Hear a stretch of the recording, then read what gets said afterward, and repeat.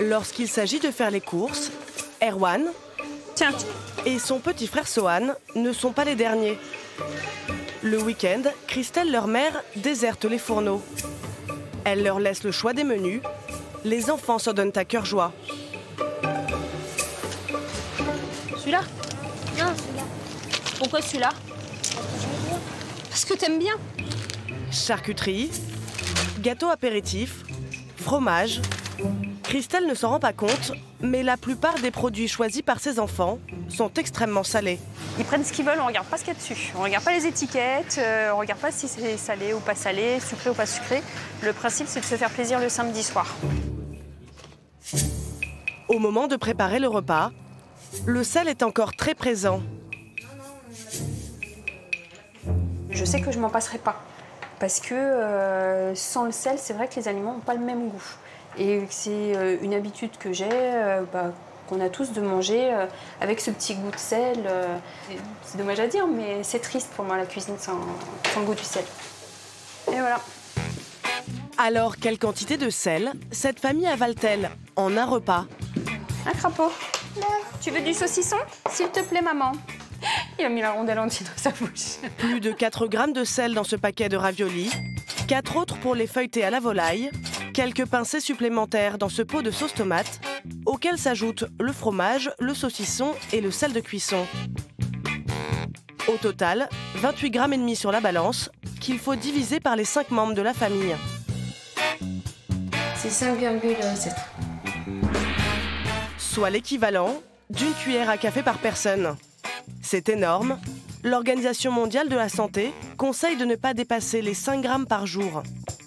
On est à 5,7 grammes, mais si l'apport journalier doit être 5 grammes, on l'a déjà dépassé avec un repas. Avec un deuxième repas, on le double.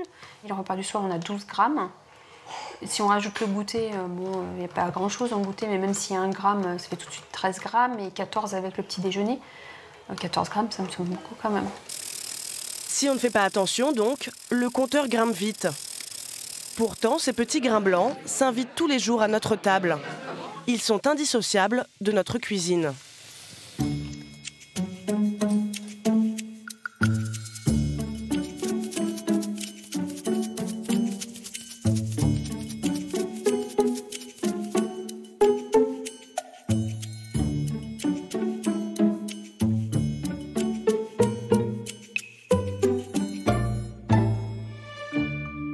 Une poignée de gros sel dans l'eau des pâtes, une pincée de fleurs de sel sur une entrecôte, un réflexe synonyme de plaisir gustatif.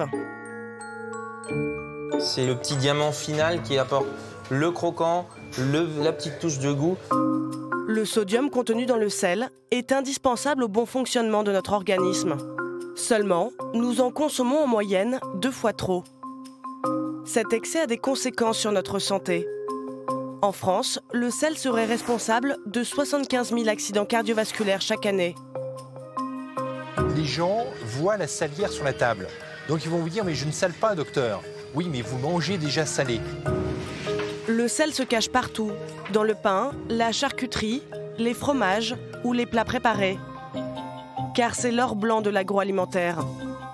Il est doté de multiples propriétés, comme celle d'augmenter artificiellement le poids des aliments. Je veux dire, lorsque vous achetez ça, on vous en fume en fin de compte parce que vous achetez de l'eau au prix de la viande. Voilà. Alors, quand le sel est pointé du doigt, certaines entreprises font tout pour le protéger. Si le gouvernement américain nous avait imposé de réduire l'utilisation du sel dans nos produits, mon entreprise aurait perdu des milliards de dollars. Nous avons remonté la piste de ces grains blancs jusqu'aux États-Unis, en passant par la Finlande. Pourquoi le sel est-il si précieux? Comment nous rend-il tous accros?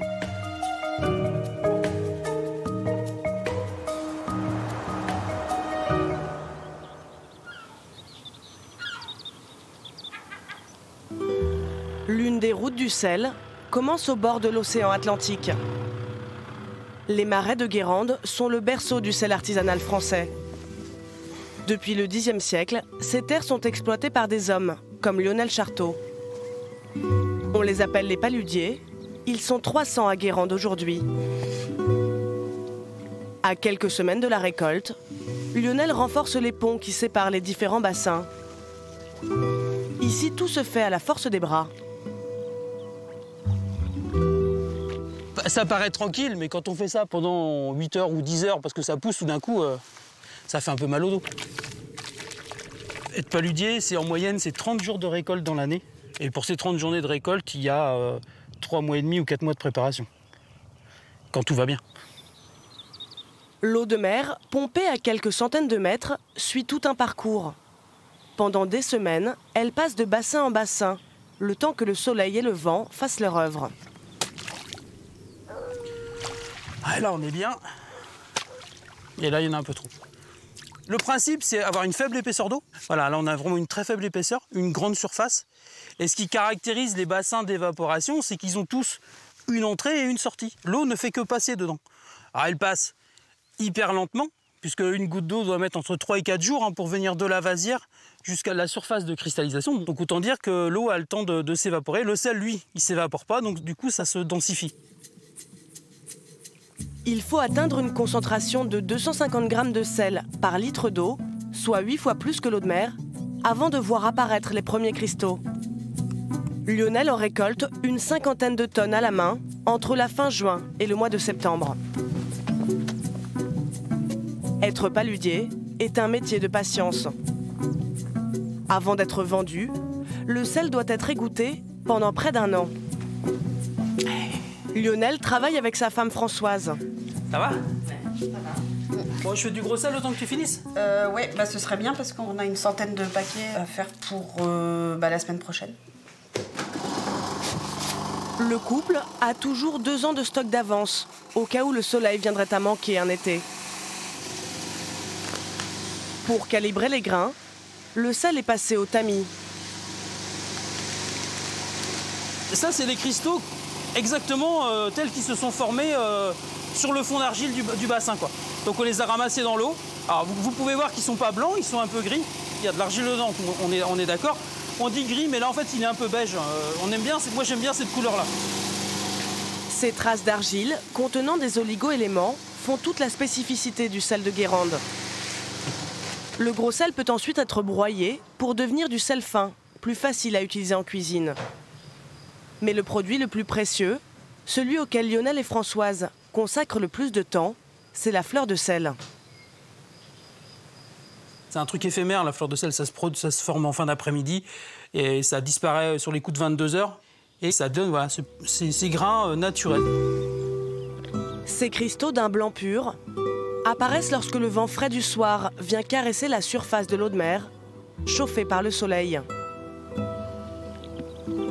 On fait 10 fois moins de fleurs de sel que de gros sel. Par contre, on vend la fleur de sel 10 fois plus cher. Ce qui fait qu'au final, dans le chiffre d'affaires, la fleur de sel est aussi importante que le gros sel. Lionel vend son sel aux alentours d'1 euro le kilo, contre 15 € en moyenne pour sa fleur de sel. Une différence de prix qui vient aussi du travail qu'elle demande. Tous les ans, Françoise en trie 4 tonnes à la main. On essaye d'éliminer toutes les petites impuretés que l'on peut trouver. Ça permet aussi de vérifier la grosseur de la fleur de sel, de l'avoir bien en main et de voir si c'est une fleur de sel qui est légère, qui est fluide ou alors si elle est grainée. Parce que quelquefois, certains clients préfèrent qu'une fleur soit un petit peu plus grainée, c'est-à-dire où on sent plus le grain, et d'autres préfèrent qu'elle soit vraiment très aérienne, très souple. Le savoir-faire de Lionel et Françoise a fait de leur sel un produit d'exception. Ils fournissent une dizaine de restaurants étoilés en France. L'un de leurs clients les plus fidèles se trouve à une vingtaine de kilomètres. Bonjour. Je t'amène ton sel. Ça va? C'est Éric Guérin, 1 étoile au guide Michelin. Fleur de sel, sel fin, gros sel. Ok. Ça va en qualité? T'as un super truc cette année? Ça va. Ça, c'est ouais. C'est quoi là? C'est celle de cette année ou c'est l'année dernière? Ça, c'est du sel. Pour le gros sel, c'est d'il y a 3 ans. Et la fleur, elle a. Oh là, bah dis donc, ça vient du millésimé. La différence avec la fleur de sel de Lionel, ça se voit à l'œil. C'est brillant, c'est presque soyeux. On a l'impression qu'on dirait des cristaux, on dirait presque qu'il a neigé et qu'on a une espèce de poudreuse naturelle. C'est le petit diamant final qui apporte le croquant, la petite touche de goût et puis un peu l'empreinte régionale. Les cristaux délicats viennent habiller les assiettes au dernier moment. Moi, j'ai ma fleur de sel qui est ici, qui est bien sèche parce qu'elle est tout le temps sur la plaque un peu chaude. Et puis, ce que je vais faire, c'est que je vais en poser sur des endroits différents, là où j'ai envie vraiment de faire le lien. On est sur un produit marin, sur un produit qui représente vraiment la terre avec l'asperge. Et en fait, ce qui va faire le lien, là, c'est avec le marais salant, pour moi, et cette petite touche finale qui, en même temps, veut dire que le plat est terminé. C'est comme ma signature, quelque part, parce que c'est la dernière chose que je touche. Le sel de Guérande s'est imposé comme un produit haut de gamme. Depuis quelques années, il a de sérieux concurrents. Certaines épiceries fines proposent plus de 30 sels différents, présentés comme des objets de luxe. Ils viennent du monde entier avec des noms qui font voyager. Sel rose de l'Himalaya, bleu de Perse, ocre d'Hawaï ou encore les perles blanches de Djibouti.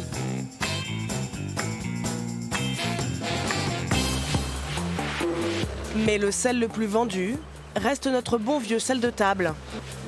À 70 centimes les 500 grammes, il coûte 30 fois moins cher que ses cousins exotiques.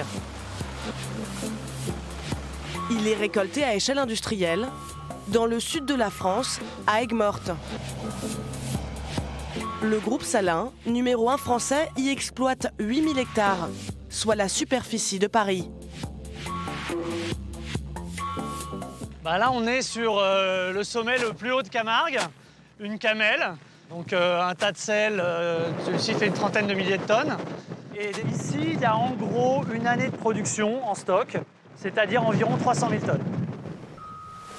8 millions de boîtes sortent de cette chaîne chaque année.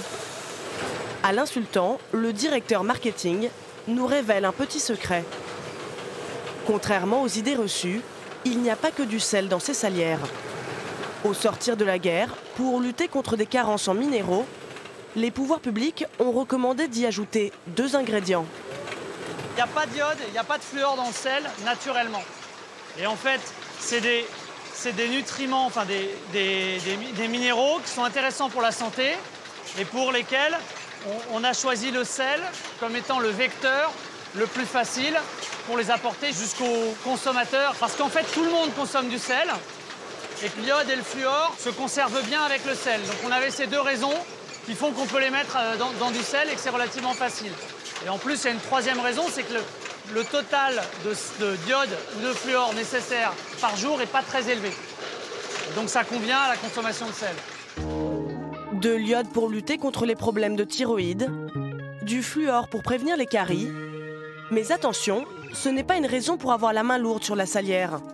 Consommé en excès, le sel peut s'avérer dangereux. Allez. Françoise l'a appris à ses dépens. Ces derniers temps, son petit déjeuner lui semble bien fade. J'en prends 2, pas 3. Terminer les viennoiseries à volonté, le beurre salé et le pain. C'est la loi. Depuis qu'on lui a diagnostiqué de l'hypertension, cette professeure de français prend un traitement à vie. J'ai eu une tension qui est montée à plus de 21 et puis de temps en temps, j'ai des pics de tension à 18. Ça m'est arrivé en novembre. Sinon, on arrive à stabiliser autour de 13,9 grâce aux médicaments. Bon appétit. Merci. Quand son médecin lui a appris que le sel était un facteur aggravant, Françoise ne s'est pas sentie concernée. Alors j'étais persuadée que je ne consommais pas de sel. Alors là, j'en étais persuadée parce que je ne rajoute jamais de sel. Seulement Françoise avait un péché mignon. Le fromage à tous les repas. J'avais tout à fait bonne conscience, je mangeais mon fromage, je me disais c'est mon laitage. Le problème du fromage, c'est un réel problème, c'est qu'à la fois il y a de la matière grasse, beaucoup dedans, et puis il y a du sel. Là aussi, c'est une consommation que je ne percevais pas. Depuis, elle n'a droit qu'à 30 grammes par jour. Je m'oblige, parce que il y va de ma santé, il y va de ma forme, il y va de ma vie. Comme elle, 10 millions de Français souffrent d'hypertension artérielle. Allez. Cette pathologie est loin d'être anodine. Il est temps d'y aller. Arnaud Cocolle, médecin nutritionniste, nous explique les effets du sel sur notre corps.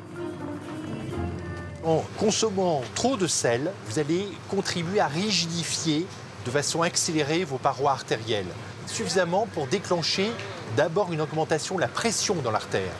Et quand la pression est trop importante et que le tuyau est trop rigide, il va lâcher. Il va lâcher et déclencher à ce moment-là soit des accidents vasculaires cérébraux si ça se passe dans le cerveau, soit éventuellement des infarctus, soit des maladies rénales. À lui seul, le sel serait responsable de 75 000 accidents cardiovasculaires chaque année, car il se cache partout dans nos supermarchés. Arnaud Cocolle nous emmène dans un rayon pour le moins inattendu. Vous avez du sel partout. Par exemple, vous prenez un produit comme ça va être des cartes au chocolat. Donc, cartes au chocolat. Et quand vous regardez, vous avez matières grasses, glucides, fibres, protéines. Puis après, vous découvrez qu'il y a du sel. Quand vous prenez des madeleines ou des 4 quarts, vous avez du sel, évidemment. Donc, vous prendriez une madeleine sans sel, ça ne serait pas bon du tout. Donc, il vous manquerait quelque chose. Si un seul biscuit est loin de nous mettre en danger, c'est l'addition de tout ce que nous consommons qui est inquiétante. Souvenez-vous, la famille de Christelle avait dépassé le seuil recommandé en un seul repas. La salière qui trône sur nos tables n'est pas en cause, puisque 80% de nos apports en sel proviennent des produits transformés, avec en tête le pain et la charcuterie.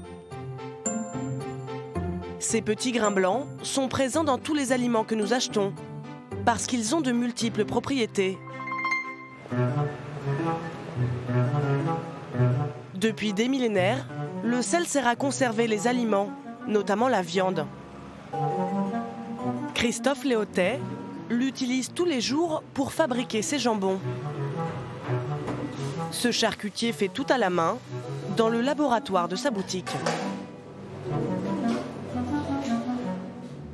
Alors, une belle matière première, voilà, c'est un jambon avec de belles couleurs, appétissantes. Voilà, vous avez du rouge, des noix plus blanches, c'est merveilleux ça, voilà. Le seul ingrédient ajouté, c'est la saumure, un mélange d'eau et de sel. Ah, voilà, le muscle qui gonfle hein, tout seul. Voilà, le muscle qui gonfle tout seul. Le sel va se répandre dans le muscle, va lui donner son goût salé et va aussi fixer la couleur du produit. Alors, on pourrait faire un jambon sans sel, mais après, gustativement parlant, esthétiquement parlant, ça serait pas terrible, ça serait pas vendeur. Effectivement, après cuisson, le jambon prendrait une couleur beaucoup moins appétissante. Il passerait du rose au gris. Christophe a essayé de trouver un juste milieu dans la quantité de sel qu'il utilise. Il ne met que 16 grammes par kilo de viande. Son jambon est donc un peu moins rose que ses concurrents industriels. Alors, celui-là, on est à 19 grammes de sel au kilo. Donc là, on explose le sel. Il y a 30 ans, on était à 20 grammes. Donc ils ont des vieux charcutiers pour fabriquer leur jambon dans cette société. 3 grammes d'écart, cela paraît peu. Pourtant, cela fait toute la différence pour un industriel. La rentabilité est supérieure, car le sel a le pouvoir de retenir l'eau. Comme on met 19 grammes de sel, donc il y a une meilleure rétention de l'eau.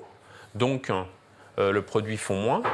Donc vous vendez de l'eau à la fin. Donc j'imagine qu'on va regarder, mais en aspect, il doit être assez humide. J'ouvre un tout petit peu là. Alors vous voyez que de l'eau là-dedans. Ah, c'est une vraie patinoire, hein, cette tranche. Hein. Et puis au niveau de la tenue du jambon, vous êtes tranquille. Hein. Voilà. Moi, si je fais la même chose avec le mien, je pense que, voilà, si vous voulez, voilà. Je veux dire, lorsque vous achetez ça, on vous en fume en fin de compte parce que vous achetez de l'eau au prix de la viande. Voilà.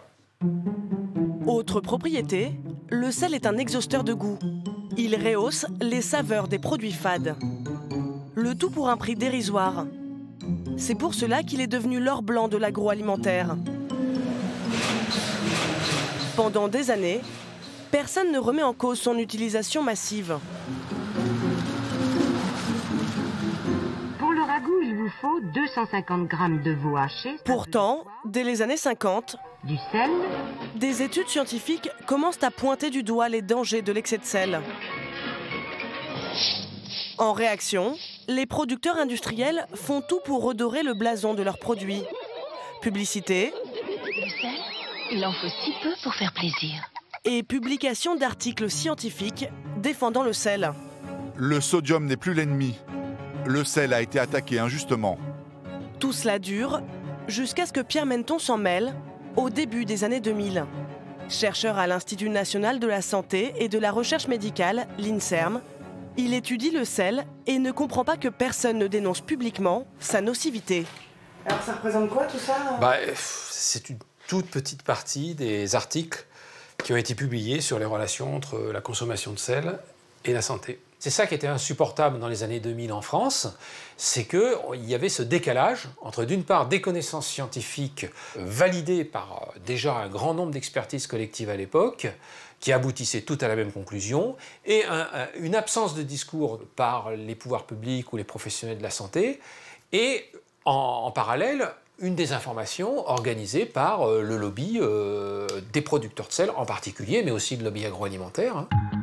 Pendant 6 ans, Pierre Menton tente d'alerter l'opinion publique sur les pratiques de l'industrie salinière, mais rien ne bouge. Tout bascule en 2006, lorsqu'il donne cette interview, au titre choc. Elle est publiée dans un magazine mensuel, aujourd'hui disparu. Le lobby des producteurs de sel et du secteur agroalimentaire industriel est très puissant. Il désinforme les professionnels de la santé et les médias. Est-ce l'article de trop ? Cette fois-ci, le comité des salines de France, qui réunit les 7 plus gros producteurs industriels, réagit violemment. Il demande la tête de Pierre Menton dans une lettre adressée au directeur de l'INSERM. Les termes n'étaient absolument pas équivoques. Nous nous réservons d'engager les poursuites prévues par la loi.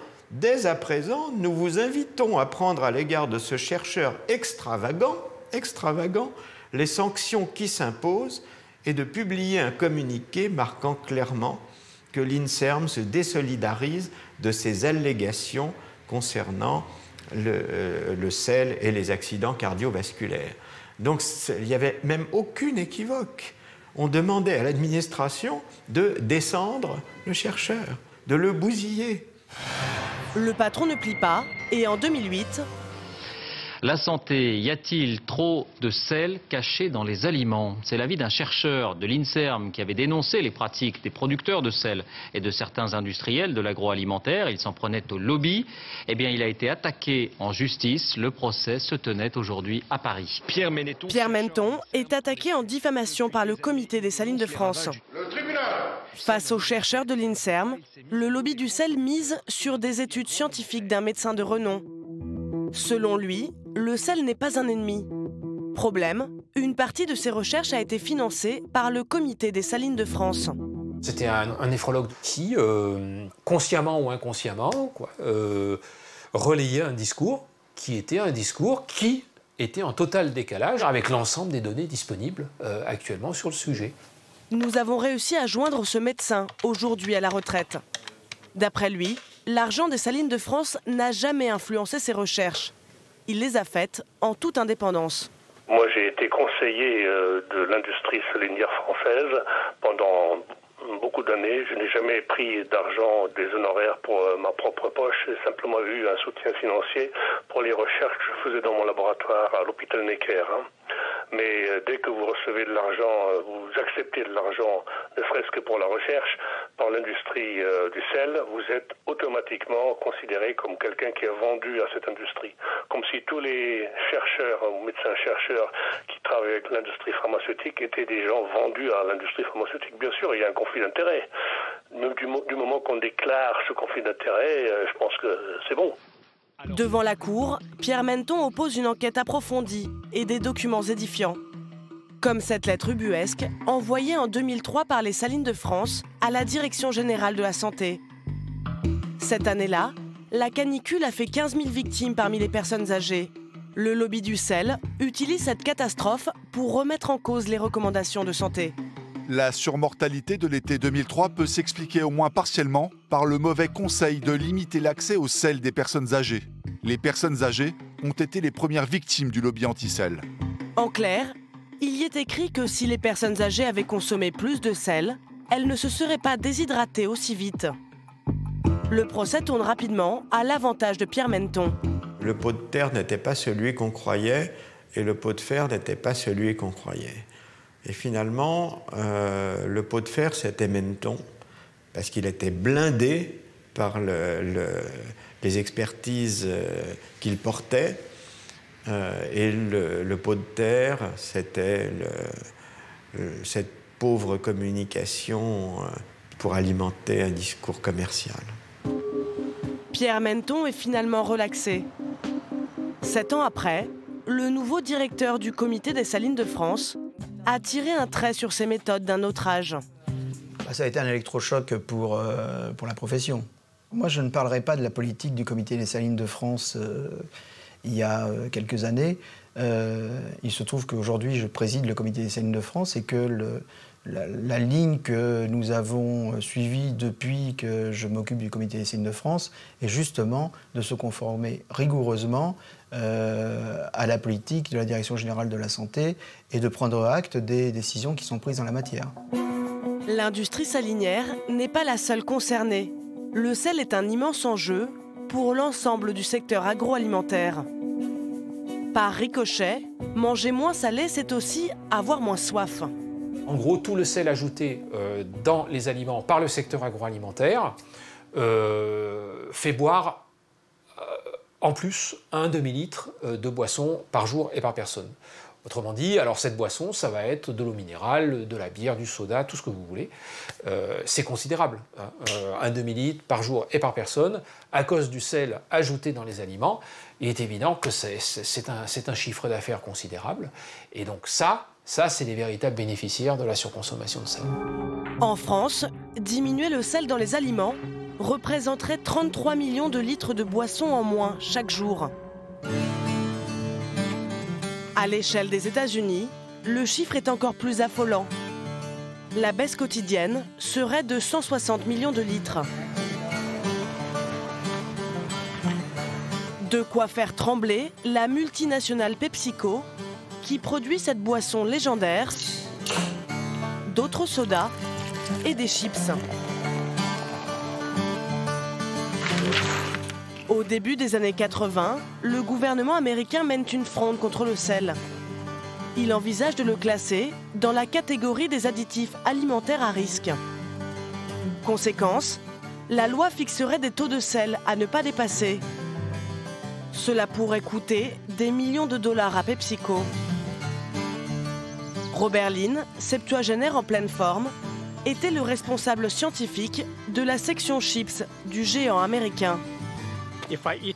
Si j'avais mangé beaucoup de sel, je ne serais pas comme je suis aujourd'hui, en pleine forme, à profiter de la vie. C'est certain, j'aurais probablement déjà eu une attaque, une crise cardiaque, ou je serais peut-être même mort. J'ai quand même 78 ans. Un comble. Robert Lynn a toujours mangé très peu de sel. Il a pourtant dirigé l'armada de PepsiCo, chargée de contrer le projet du gouvernement américain. J'ai travaillé tellement dur avec mes équipes. Regardez ces piles de documents. Il y a là plus de 3000 pages. Pourquoi? Parce que le sel était très important pour mon entreprise. On enchaînait réunion sur réunion, jusqu'au soir, à réfléchir, à faire des plans. Quelle idée peut-on trouver? Quelle idée pour dire que le sel n'est pas un problème? Et toi, qu'est-ce que t'en penses? Comment pourrait-on détourner l'attention du grand public? C'était un gros travail qui occupait 8 ou 9 scientifiques. Et c'était des bons scientifiques. Des dizaines de milliers de dollars plus tard, une solution est trouvée. PepsiCo va créer un écran de fumée pour détourner l'attention du sel. La stratégie? Affirmer que l'hypertension viendrait en fait d'un manque de calcium dans l'alimentation des Américains. L'idée était de dire que les gens ne consommaient pas assez de calcium. Et c'est pour cela qu'ils avaient de l'hypertension.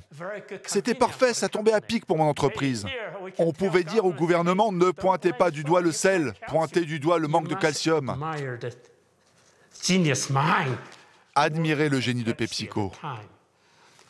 Parce que si le manque de calcium était considéré comme un facteur d'hypertension,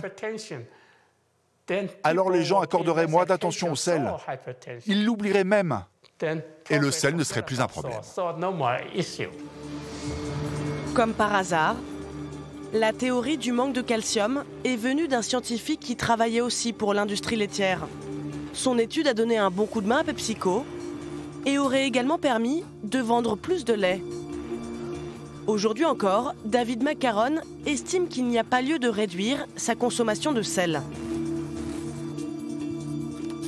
On peut facilement affirmer que si quelqu'un a manipulé les données sur le sodium et la santé, c'est bien le gouvernement. Parce qu'ils ont essayé de défendre leur politique de santé. Je ne pense pas qu'ils voulaient se tromper. Je pense qu'ils ont commencé avec les données scientifiques de l'époque. Ils ont fixé une politique et ont voulu la continuer. Il a même une nouvelle théorie à proposer. Notre absorption de sel n'est pas liée à la nourriture que l'on mange. C'est notre cerveau qui contrôle ce qu'on décide de manger tous les jours en matière de sodium. Dire aux gens de manger moins de sel, c'est comme dire aux gens qu'il faut moins respirer parce qu'il n'y a pas assez d'oxygène. Et les gens retiendraient leur respiration. Ils respireraient moins, et que se passerait-il? Ils tomberaient dans les pommes. Le cerveau reprendrait le dessus, et on respirerait comme avant. C'est la même chose pour le sel. Si on avait affronté le gouvernement sur la question du sel, on n'aurait pas forcément gagné. Mais là, on est allé chercher un autre argument, une carte maîtresse qui a fait changer le gouvernement de position. C'était une idée de génie, mais utilisée à mauvais escient. Les arguments de PepsiCo ont semé le doute. Le gouvernement américain abandonne l'idée d'encadrer le taux de sel dans les aliments. Quelques mois après, Robert Lynn a quitté l'entreprise, écœuré par ses méthodes. Ça a été un gâchis de vie humaine, une perte de temps. D'un point de vue moral, du fond de mon cœur, je ne trouve pas cela honnête.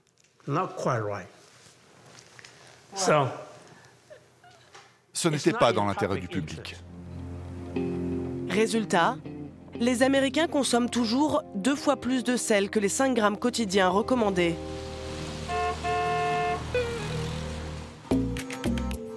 En France aussi, la moyenne se situe autour de 10 grammes par jour. Mais à force de messages de prévention, les consommateurs ont fini par réclamer des produits moins salés. Malgré les réticences du début, les industriels s'engouffrent dans ce nouveau marché.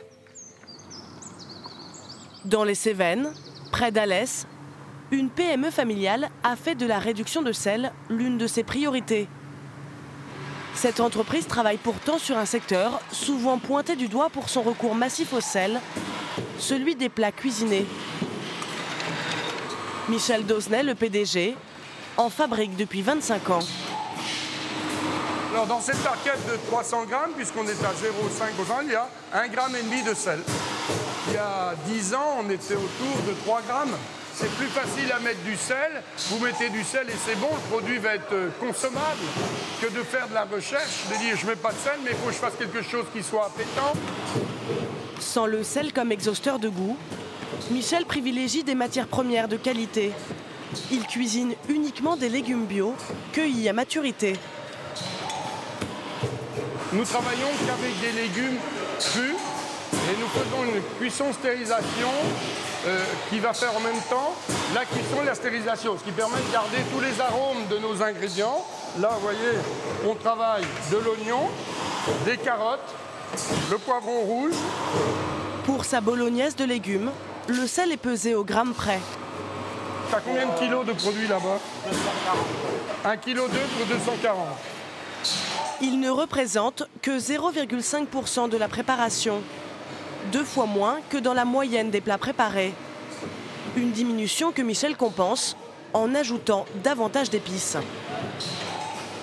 Dans notre préparation, on met 1,2 kg de sel. Par contre, le paprika, on met pratiquement 3 kg de paprika et plus d'1 kg d'herbes de Provence. Quand vous allez manger cette bolognaise végétale, vous avez l'impression d'avoir la Provence dans la bouche, le sud, parce que c'est plein de parfums, plein d'arômes. Vous oubliez le fait qu'il manque de sel. Mais quand le goût augmente, le coût aussi. Bon, du sel à 10 centimes du kilo, des herbes de Provence, c'est à peu près 15 € le kilo, et le paprika dans les 20 € le kilo. Donc, C'est des produits qui coûtent beaucoup plus cher que le sel. En plus de coûts de fabrication plus élevés, Michel Dausnay a investi dans la recherche et le développement. 2 personnes travaillent à temps plein à l'élaboration de nouvelles recettes. Une nécessité, car ses clients de la grande distribution exigent désormais des plats à faible teneur en sel. Bon, Léna, qu'est-ce que tu nous fais goûter là? Alors, aujourd'hui, j'ai travaillé sur la saucisse lentille. Ouais. J'ai fait différentes aromatisations. Chaque assiette contient une recette plus ou moins salée. 0,29 g de sel pour 100 g dans la numéro 1, 0,49 dans la numéro 2 et 0,79 dans la 3e. À l'œil, ça ne change pas grand-chose, mais au goût...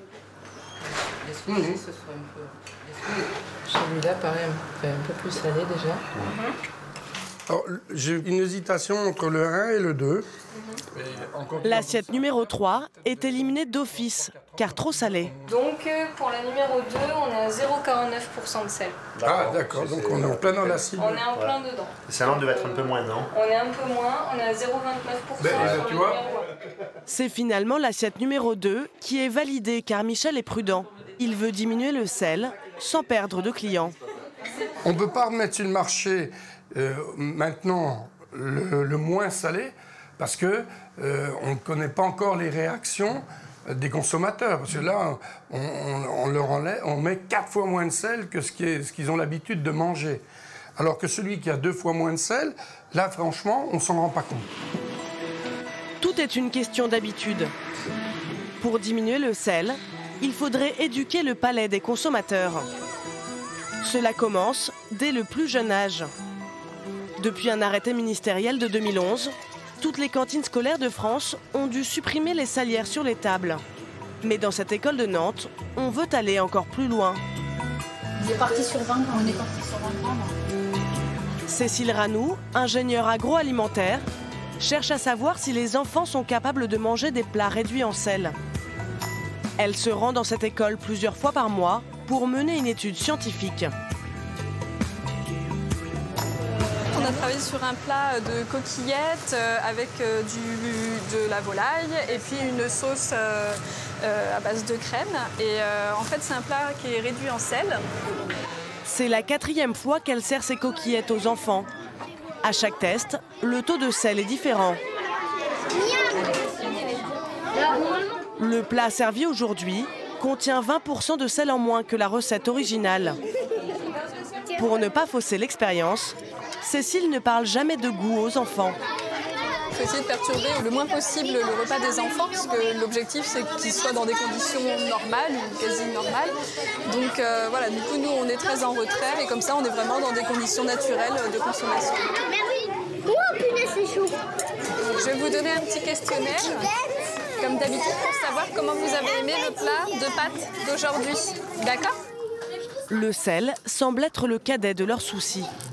J'ai vraiment aimé son plat préféré, mais je préfère quand on perd le fait.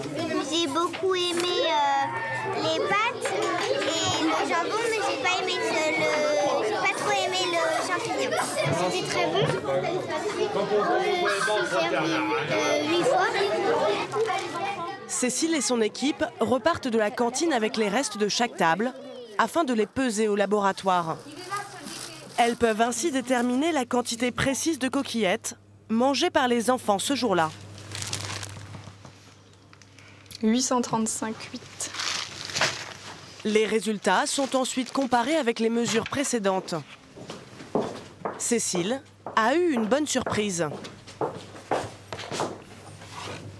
On voit, quand on a comparé le produit qui n'était pas réduit en sel avec le produit qui était réduit à 40% de sel, qu'on a obtenu des consommations identiques. Donc finalement, si on les habitue petits à manger assez peu salé, on peut espérer qu'avec les habitudes de consommation, ils les conservent à l'âge adulte. Et donc comme ça, à l'âge adulte, on aura des personnes qui mangeront naturellement moins salé parce que ce sera ancré dans leurs habitudes alimentaires. Les enfants semblent donc prêts à manger moins salé. Mais une fois adulte, peut-on réellement diminuer le sel dans nos assiettes? Les Finlandais, eux, nous affirment que oui. Pour lutter contre les maladies cardiovasculaires, ils ont 2 méthodes à proposer. La première n'est pas banale.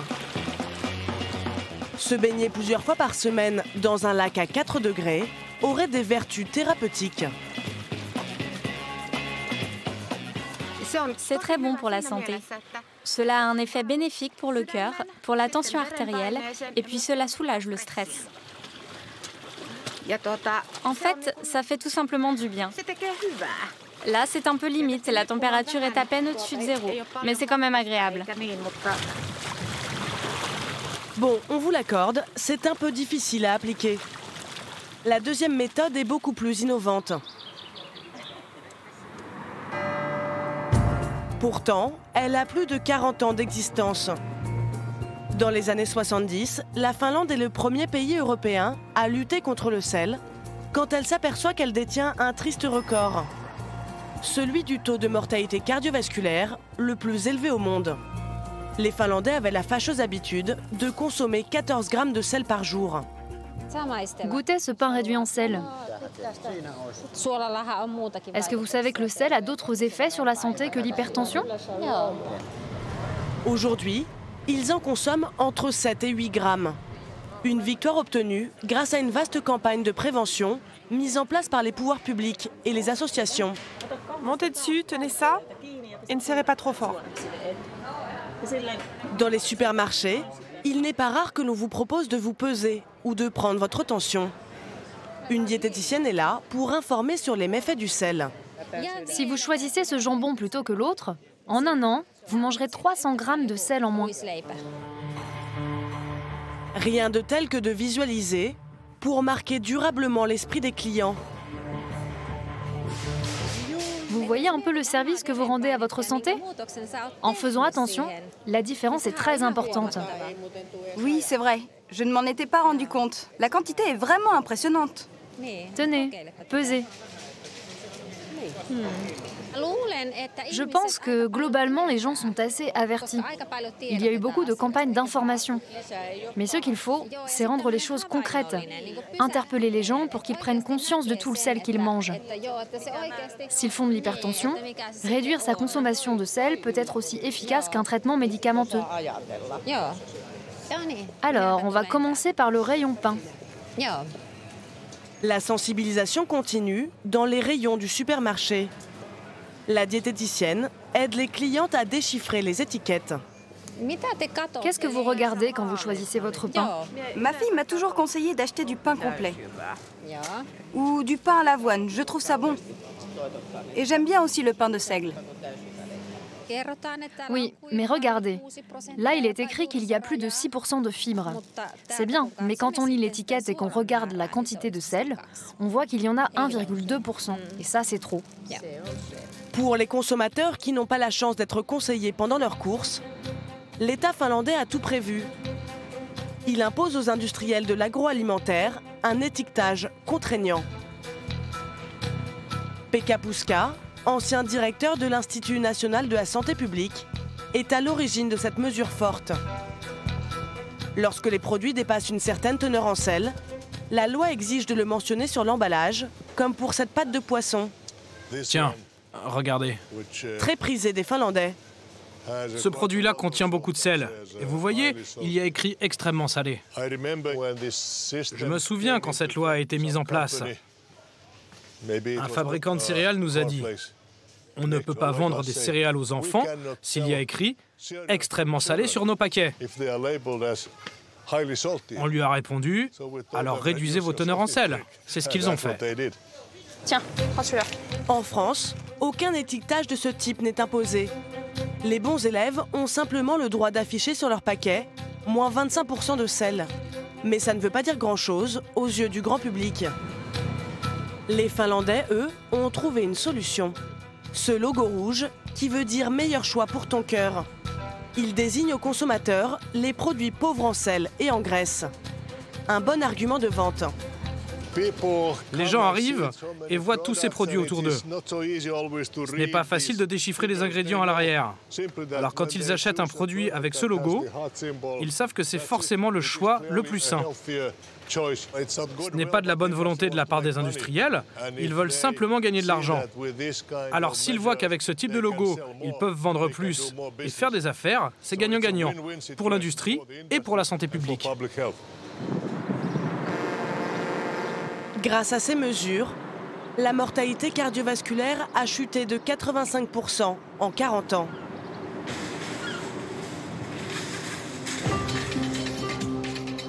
En France, par contre, les maladies cardiovasculaires sont en constante augmentation.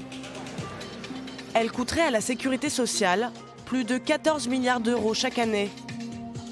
Une addition qui pourrait être nettement moins salée si nous adoptions une meilleure hygiène alimentaire. La Picardie fait partie des régions les plus touchées. L'Agence régionale de santé a donc mis en place des pôles de prévention comme à Soissons. Nous y retrouvons Françoise et son mari, qui participent à un atelier cuisine pour les personnes souffrant de maladies cardiovasculaires. Moi, ce que je voudrais démontrer, c'est qu'on peut très bien manger sans sel, sans beurre, sans sucre, tout ça, et puis avoir une sensation de dégustation, dire « Waouh, c'est superbe ». Pendant 4 heures, le groupe réalise un repas complet, entrée, plat, dessert, sans jamais sortir la salière. Voilà. La quantité pour 12 personnes, ce qui va nous remplacer le sel, c'est la moutarde. Ça va relever un peu. Il faut quand même remplacer ce sel qu'on ne veut pas par des choses qui vont être un exauceur aussi. Le chef triche un peu. La moutarde contient environ 5 grammes de sel pour 100 grammes. Ce n'est pas grand-chose si on la mange en petite quantité. C'est la seule concession. Ce que j'aime beaucoup, là, c'est cette idée de plaisir, de goût et de plaisir. Parce que manger quelque chose d'insipide, c'est vraiment pas plaisant. Surtout sur le long terme. Surtout sur le long terme, pas longtemps, oui. ça va, mais après, au long terme, le plaisir, c'est démoralisé important. et c'est fini, quoi. Se faire plaisir, mais sans prendre de risques. Tout simplement. Je vais remplacer le sel par une feuille de nori. Donc c'est des algues qu'on trouve dans les supermarchés. Les feuilles de nori sont utilisées pour fabriquer les makis japonais. Ça va être pour cuire les légumes. Plongées dans l'eau de cuisson, elles apportent un goût iodé, proche de celui du sel. L'illusion va-t-elle fonctionner? Bon, alors par rapport à céleri rémoulade, je préfère ça. Puis le jus des agrumes parfume très bien. Est-ce que vous ressentez le besoin de sel? Non. Non, pas du tout. On n'est pas dans la frustration. Ça, je trouve ça très important. Quand on est dans la frustration, ça ne peut pas durer.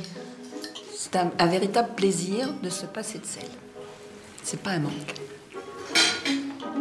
Tous repartent avec une même conviction. Manger moins salé, c'est peut-être retrouver le sel de la vie.